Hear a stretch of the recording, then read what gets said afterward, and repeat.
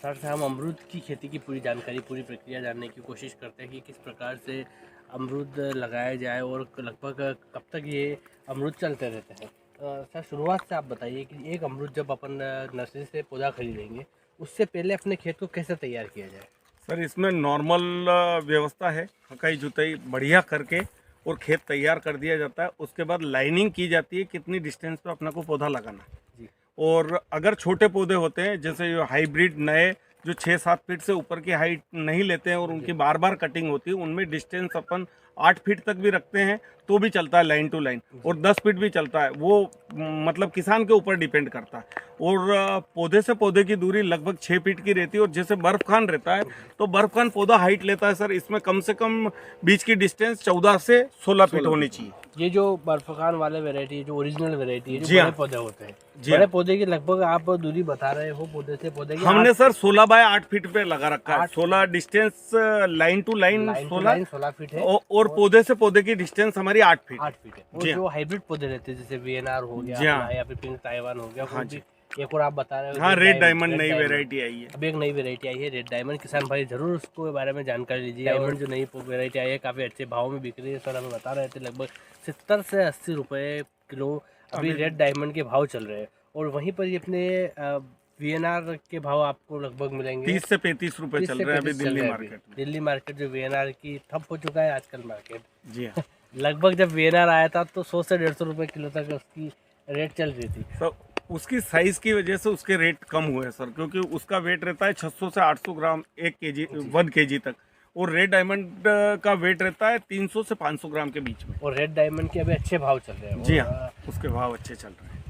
उसकी दूरी भी अगर आप लगाए होंगे आप पौधे की तो लगभग 8 बाई 8 पे ही लगाना हाँ, या 10 बाय 8 पे 12 बाय 8 पे मैक्सिमम आप लगा सकते हो। जी हाँ। जी हाँ। बर्फखान अगर आप लगा रहे हो तो आपको 16 बाई 8 हाँ हाँ जी, हाँ जी, हाँ जी, 16 फीट मिनिमम रखनी पड़ेगी। और इसमें सर वर्तमान समय में बर्फखान की खेती कम इसलिए कर रहा है किसान, फ्रूट बढ़िया है, साइज अच्छी बनती है, फ्रूटिंग होने के बाद पौधे पे ड्रॉपिंग की समस्या बहुत कम रहती है। पर ये सारी स्थितियां होने के बाद भी सबसे बड़ी दिक्कत इसमें ये आती है कि लेबर प्रॉब्लम। ये पौधा बड़ा होता है, अब वहाँ का फ्रूट अगर आपको तोड़ना है तो यहाँ पर प्रति मजदूर प्रति व्यक्ति दिन भर में बहुत कम तुड़ान बैठता है। क्योंकि जो अपनी हाइट के पौधे रहते हैं उन पे तुड़ान में समस्या नहीं आती है, व्यक्ति को खड़ा नहीं होना पड़ता है, ऊपर नहीं चढ़ना पड़ता है। इन पौधों पे ऊपर चढ़ के हार्वेस्टिंग करनी पड़ती है, उस वजह से इसमें लेबर ज़्यादा लगती है।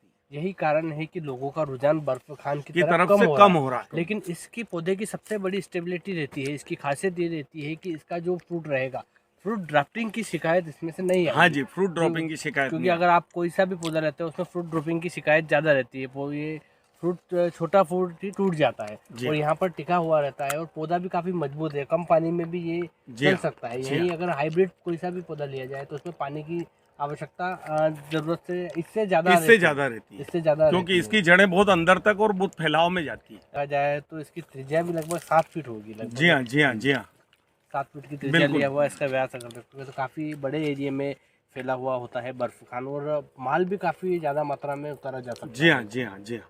पौधे की हाइट के हिसाब से, इसकी शाखाओं के हिसाब से, क्राइटेरिया के हिसाब से माल ज्यादा ही आता है। तो सर पूरा अगर हम कोशिश करें कि पौधे को लगाया है अपनों ने और उसको 3 साल तक उसको पाल के अपन बड़ा कर रहे हैं। जी हाँ। एक पौधे के ऊपर अंदाजन क्या कॉस्ट बैठ जाती है लगाने से लगाकर 3 साल तक उसकी देख रेख की? सर लगभग पौधे को अगर बढ़िया क्वालिटी का आप पौधा लेते हैं तो 50 रुपए से 55 रुपए के आसपास की पौधे की कीमत रहती है जी। उसके बाद उसको लगा के और सेट करने में 5 से 7 रुपए का खर्चा आता है उस पौधे में।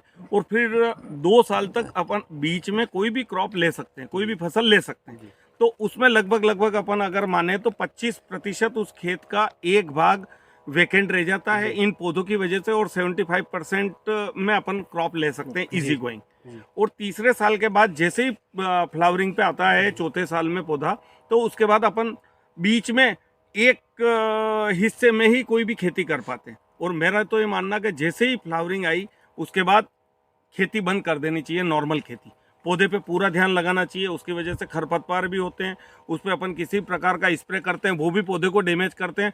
जितना खेत खाली रखेंगे उतना जल्दी पौधा और ज़्यादा मात्रा में आपको बहुत जल्दी। सर की माने तो जो भी किसान बगीचे पौधे लगाते हैं, संतरा हुआ, सीताफल हुआ या फिर अमरूद ही क्यों ना हुआ, उन किसानों को चाहिए कि खेत को खाली छोड़े, बीच में जी कोई हाँ। फसल ना लगाए, हाँ उससे पौधे के ऊपर नुकसान होता है, क्योंकि किसी दूसरी फसल इसमें नहीं लेना चाहिए। सर एक बार जो जामफल का पौधा आपने लगा दिया है, जी कितने समय तक उसकी लाइफ रहेगी? सर, इसमें बर्फ खान की आयु रहती है 20 से 25 वर्ष, जी। आपके मेंटेनेंस के ऊपर है। हमने पहले लगाया था 2000 में और 2021 तक उन पौधों को चलाया हमने और फिर वो बगीचा खाली किया। तो लगभग 21 वर्ष की आयु हमने हमारी आंखों आपका से देखी। पर्सनल अनुभव है, 21 वर्ष तक इन्होंने पौधे पूरा स्वस्थ चलाया है? पूरा स्वस्थ चला सर। और पूरे 21 वर्ष तक इन्होंने मूलतः फर्टिलाइजर जामफल में कौन सा चाहिए होता है? सर मूलतः फर्टिलाइजर शुरुआत में इसमें एनपीके की आवश्यकता पड़ती जी। है, और फिर जब फ्रूटिंग की कंडीशन रहती है, फल को बड़ा करना है, फल में वेट करना है, उसके लिए पोटास और आपके बोरोन की जरूरत रहती है, जिसकी वजह से फल में शाइनिंग रहेगी, जी। चमक रहेगी और वेट अच्छा होगा। और जो 1 बीघे का जो पूरा प्लाट होता है, लगभग 200 पौधे उसमें आ जाएंगे। जी हाँ, 1 बीघे बिल्कुल। में लगभग 200 पौधे हैं। और उसकी ऑल ओवर जामफल की कमाई कितनी हो जाती है अगर? सर ये मूलतः किसान के ऊपर डिपेंड करता है कि जी। वो किस प्रकार से खेती कर रहा है, कितना ध्यान लगा के खेती कर रहा है, क्योंकि सामान्यतः किसानों का ऐसा रहता है कि बगीचा लगा दिया, वो अपने आप को फ्री महसूस करते हैं, जी। उस पर कोई खर्चा नहीं करना, उसका टाइमिंग का ध्यान नहीं रखते हैं, और दूसरी जो सामान्य खेती रहती है उसकी तरफ ज़्यादा ध्यान देते हैं। अगर बगीचे पे प्रॉपर ध्यान दे तो मेरा ये मानना है कि अमरूद में 3 साल से 4 साल तक कम कमाई रहती है। चौथे साल के बाद लगभग 1 लाख से 1.5 लाख रुपए प्रति बीघा इजी गोइंग एक किसान बचा सकता है। और दूसरी, अगर किसान मौसमी या फसलें करता है, जैसे सोयाबीन हो गया, गेहूं हो गया, मौसमी फसलों में उतनी कमाई नहीं हो पाती सर अब लागत बहुत हो गई, डीजल के भाव बढ़ गए, जी। मजदूरों के लेबर के भाव बढ़ गए, जी। और सारी चीज की कॉस्ट अगर काटने के बाद अगर किसान दोनों फसल भी अगर अच्छे ढंग से करता है और अच्छे मार्केट भी मिलते, तो मेरा ये मानना कि 50,000 रुपए प्रति बीघा से ज्यादा नहीं कमा बहुत सकता। ज्यादा करनी पड़ेगी। पारंपरिक खेती से किसान अब जिंदा नहीं रह सकता, ये कंडीशन। उसको हर जगह से अलग अलग इनकम के लिए खेती हाँ, करना इनकम चाहिए। के सोर्स बढ़ाने पड़ेंगे। जी। जो बिल्कुल सर किसानों के कई बार ऐसा होता है कि 6 महीने से 6 महीने की क्रॉप का पैसा आ रहा है, 6 महीने में पैसा आ रहा है। किसान को अपनी आय को रेगुलर करना पड़ेगा। उसके लिए पशुपालन भी जरूरी है कि आप खेती कर रहे हो, उसमें घास भी हो रही है, वहाँ से खरपतवार भी निकल रहा है, आपके पशुओं का पालन पोषण कर सकते हो आप। आपके गेहूं लगा रहा है तो उसका सूखला भी निकल रहा है, उससे भी पालन पोषण। तो अपने परिवार में जो रेगुलर खर्चा है 200-300 रुपए पर डे अगर दूध के भी आ रहे हैं, 200-500 रुपए आपके वेजिटेबल से आ रहे हैं, और जब लंबे समय से आप अगर हॉर्टिकल्चर में भी कुछ कर रहे हैं तो 3-4 साल हॉर्टिकल्चर की आय भी आपके उस आय में एडिशनल हो जाएगी। तो उसी से किसान पनप पाएगा। जहां तक मेरा सोचना है कि किसान को मल्टीपल इनकम सोर्स डेवलप करने पड़ेंगे। बिल्कुल सही बात है। और छोटे किसान जो है, जिनके पास 1 एकड़ से कम जमीन है या जी। फिर लगभग 1 एकड़ से थोड़ी ज्यादा जमीन हो जाती है, जी। उन किसानों को कौन से प्रकार की खेती करनी चाहिए, जो आपका अनुभव है बताइए? सर छोटे किसान को सबसे बढ़िया ये करना चाहिए, एक ट्रेडिशनल खेती को छोड़ के पूरी तरह से वेजिटेबल पे आना चाहिए। जी, सही बात। वेजिटेबल की खेती ही किसान को, छोटे किसान को, क्योंकि वो लागत कुछ भी नहीं लगेगी उसके। शुरू में सीड की जरूरत पड़ेगी, खाद की जरूरत पड़ेगी, स्प्रे की जरूरत पड़ेगी, पर जो लेबर कॉस्ट रहेगी, अगर घर घर के मेंटेन करते हैं तो उसमें लेबर कॉस्ट ना के बराबर रहेगी।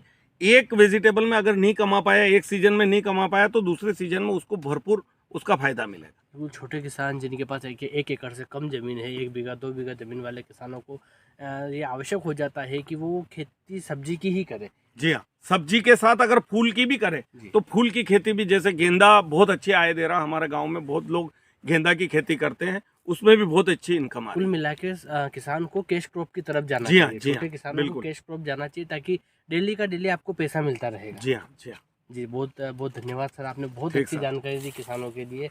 और हम आशा करते हैं कि किसान आपके इस वीडियो से प्रेरित हो और अपने जनजीवन में सुधार लाएंगे। ठीक सर, बहुत बहुत धन्यवाद।